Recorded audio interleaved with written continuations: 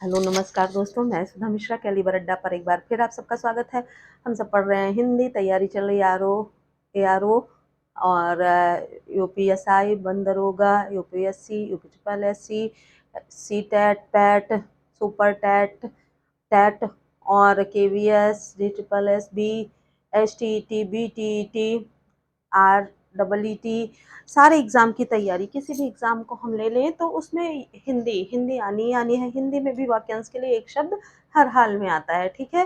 तो आप हमारे साथ चैनल पे बने रहिए। आपको हम कम से कम 350 शब्दों के सीरीज दे चुके हैं वाक्यांश के लिए एक शब्द, और हिंदी के जो और भी कंटेंट हैं वो सारे कराए जा चुके हैं।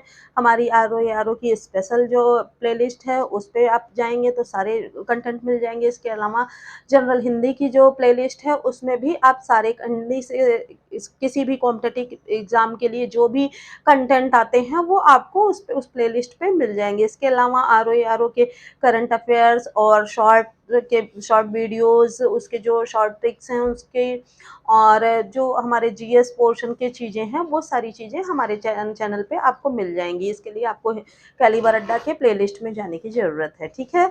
तो चलिए स्टार्ट करते हैं। वाक्यांश के लिए एक शब्द जो हम पढ़ रहे हैं उसके आगे की सीरीज 350 शब्दों से ऊपर की सीरीज हम पढ़ चुके हैं।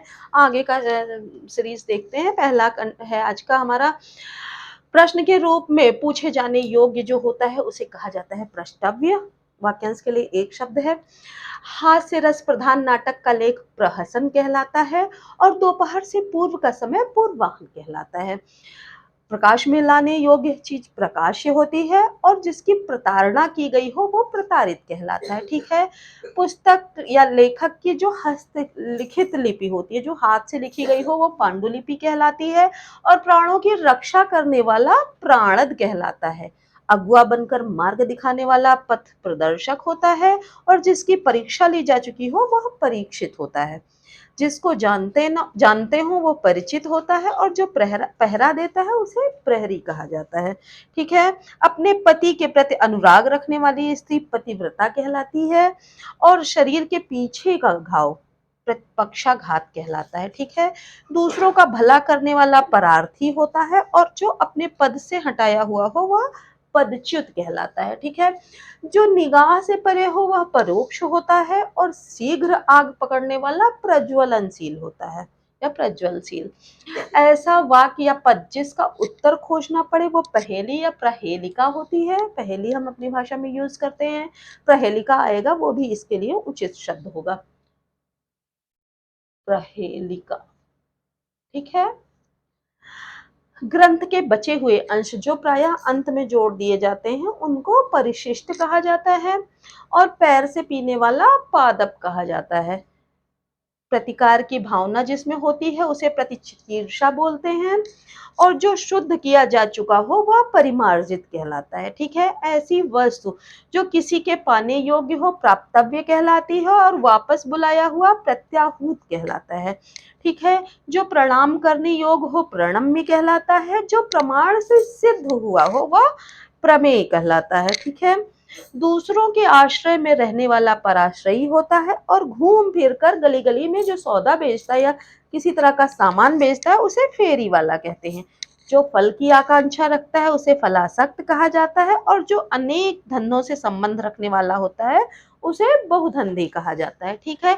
ये हमारे कुछ 30-32 वाक्यांश हो गए हैं। अभी आप इसको नोट डाउन करिए, तुरंत ही मैं आपको और सारे वाक्यांश दे रही हूँ। देखिए हम धीरे धीरे बहुत ज्यादा की ओर बढ़ रहे हैं। जितने वाक्यांश दे रही हूँ इससे बाहर कहीं नहीं आने आएगा। आपको बार बार बता रही हूँ, आप उसको नोट करिए। जितने वाक्यांश दे रही हूँ एक बार नोट करिए, एक बार रिवीजन करिए। जब मैं आपको नोट्स देती रहती हूँ उस समय बिल्कुल आप कॉन्सेंट्रेट रहेंगे तो आपको बिल्कुल ये कुछ नहीं भूलेगा। लिंक आपके पास जा चुकी होगी तो आप लिंक शेयर जरूर कर दीजिएगा अपने फ्रेंड को। चैनल पे बने रहिए, अभी आपको और वाक्यांश दिए जाएंगे, इसको नोट डाउन या स्क्रीनशॉट लीजिए।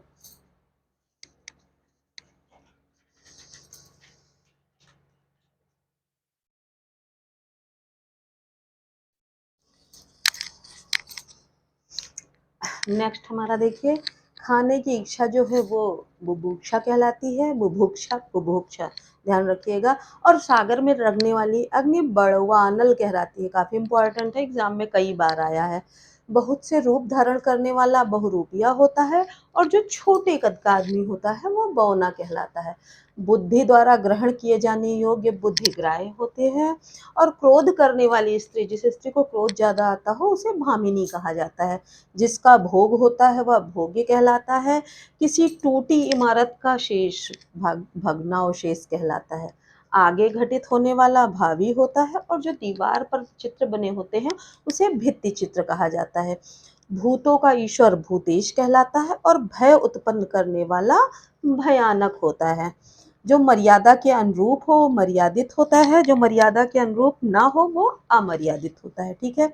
जिसे मर जाने की कामना हो मुमूर्ष कहलाता है, और जो मर जाने की कामना होती है वो मुमूर्षा कहलाती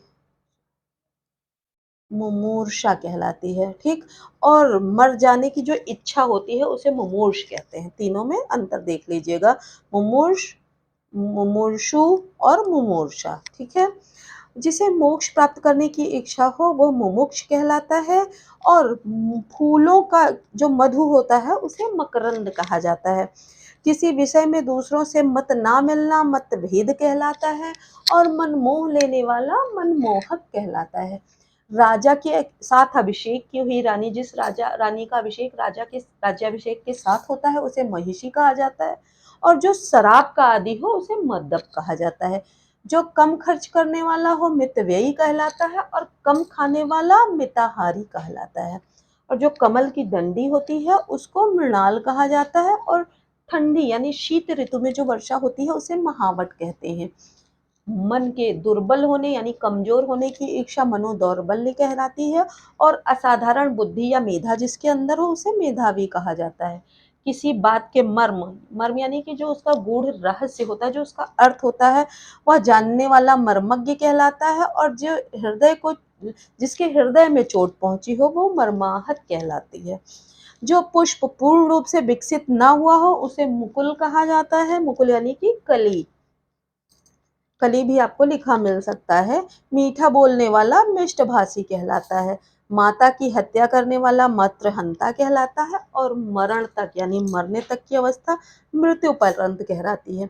जो मृत्यु के समीप हो वो मरणासन्न कहा जाता है, और जो कम जानता हो उसे मंद बुद्धि या अल्प बुद्धि कहा जाता है। अपनी शक्ति भर यानी यथाशक्ति कहलाता है। ठीक है। जैसे हम कहते हैं ना अपनी शक्ति भर यानी कि यथाशक्ति दान दूंगा, या यथाशक्ति बोलूंगा, यथाशक्ति कार्य करूंगा, ऐसे।